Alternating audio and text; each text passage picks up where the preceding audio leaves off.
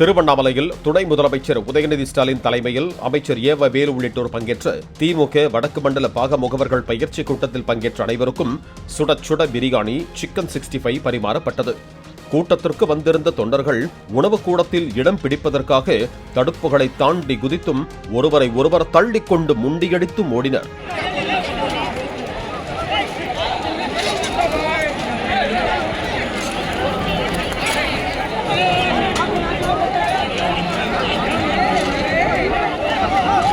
அடுத்த பந்திக்கு காத்திருந்த தொண்டர்களுக்கு பொழுது போகும் விதமாக மேடையில் பிரம்மாண்ட திரையில் ஒரு கல் ஒரு கண்ணாடி திரைப்படம் ஒளிபரப்பப்பட்டது.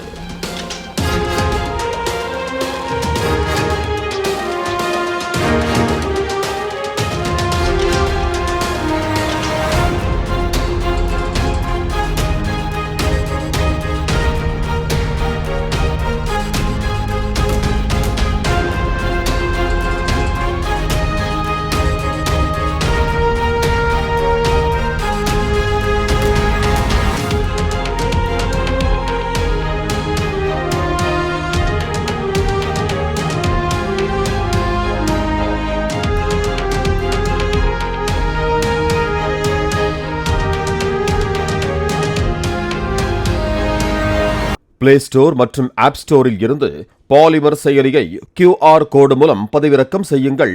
செய்திகளை உடனுக்குடன் பெறுங்கள்.